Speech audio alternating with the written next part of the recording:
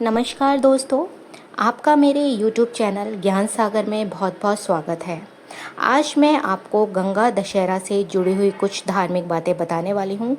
आपको गंगा दशहरा वाले दिन किस तरीके से दान देना है, दीपदान कैसे करना है, स्नान का शुभ मुहूर्त क्या है, पूजा विधि क्या है। अधिक मास चल रहा है तो इस महीने में गंगा में स्नान करने से शुभ फल प्राप्त होता है, आपके पापों का नाश होता है। तो आइए हम शुरू करते हैं। गंगा दशहरा हिंदू धर्म का अत्यंत पवित्र और पुण्यदायी पर्व माना जाता है।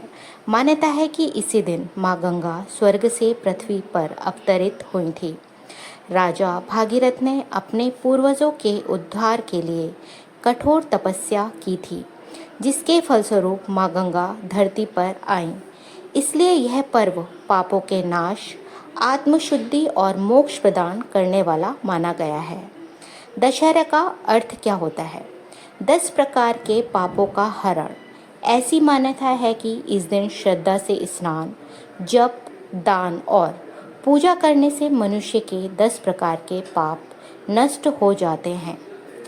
सन 2026 में गंगा दशहरा विशेष रूप से पुण्यदायी माना जाएगा, क्योंकि यह श्रेष्ठ मास के शुक्ल पक्ष की 10वीं तिथि से मनाई जाएगी, जो गंगा पूजन के लिए सर्वोत्तम मानी जाती है। वर्ष 2026 में गंगा दशहरा लगभग मई के अंतिम सप्ताह या जून के प्रारंभ में पड़ सकती है। पंचांग के अनुसार 10वीं तिथि के उदय काल और हस्त नक्षत्र का विशेष महत्व रहेगा। अंतिम और सटीक मुहूर्त स्थानीय पंचांग या मंदिर परंपरा से भी देख लेना चाहिए। स्नान का शुभ समय क्या है? गंगा दशहरा पर प्रातःकाल ब्रह्म मुहूर्त से लेकर सूर्योदय के बाद तक स्नान अत्यंत शुभ माना जाता है।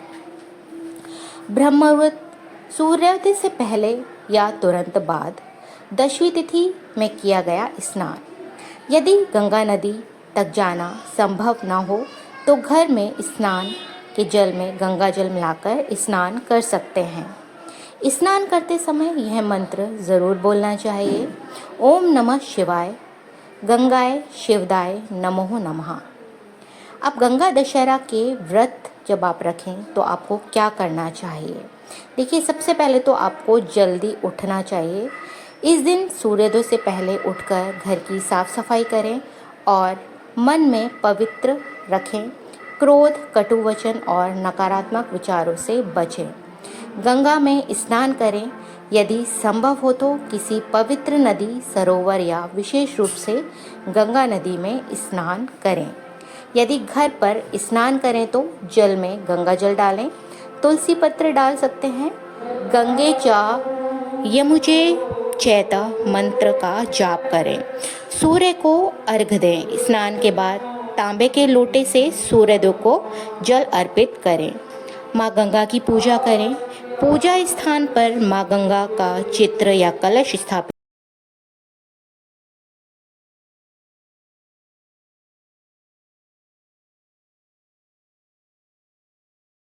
माना गया है।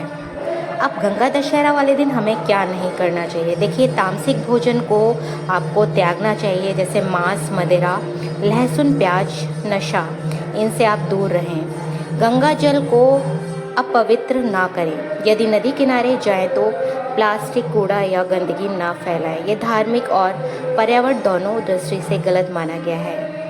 ठीक है। अब देखिए, गंगा दशहरा में आपको किस तरीके से व्रत की पूजा करनी चाहिए वो भी मैं बता देती हूँ आपको किन किन सामग्री का आपको इस्तेमाल करना है।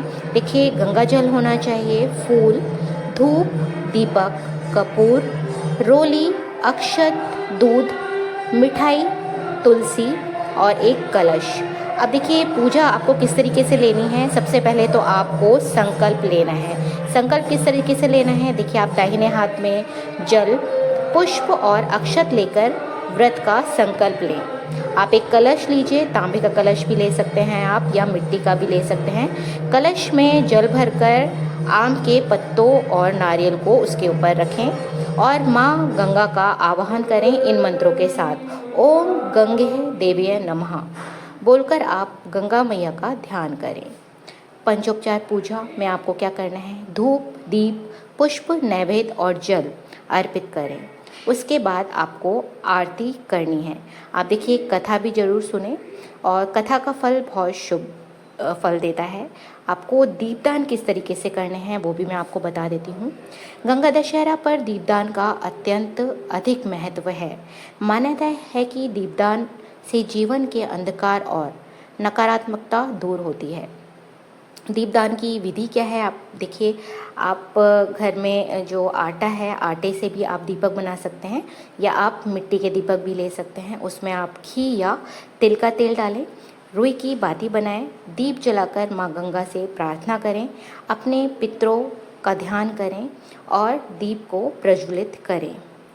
अब देखिए, आप मंदिर में दीप जला सकते हैं, तुलसी के पास दीपदान कर सकते हैं, घर के उत्तर पूर्व दिशा में दीप रख सकते हैं। ये आपको इस तरीके से दीपदान करना है। और देखिए, जब हम दीपदान करते हैं तो हमारे अंदर एक मन की शुद्धि होती है और सकारात्मकता हमारे साथ आती है। तो हमें इस तरीके से दीपदान करने होते हैं जिससे कि नकारात्मकता भी दूर जाए और घर में सुख समृद्धि आए। अब गंगा दशहरा हमें किस तरीके से मनाना है ये भी आपको मैं बता देती हूँ। देखिए, आपको किसी तीर्थ स्थान पर अगर आप नहीं जा पा रहे हैं तो आप घर में भी गंगा जल से आप जल में गंगा जल मिलाकर आप स्नान कर सकते हैं। ठीक है, गंगा जल से नहाने से आपके अंदर, जैसे आप गंगा में नहाते हैं उसी तरीके से आपको शुद्धि आपको गंगा जल डालने से मिलेगी। इस तरीके से आप गंगा दशहरा करें तो आपको अत्यंत शुभ फल प्राप्त होगा।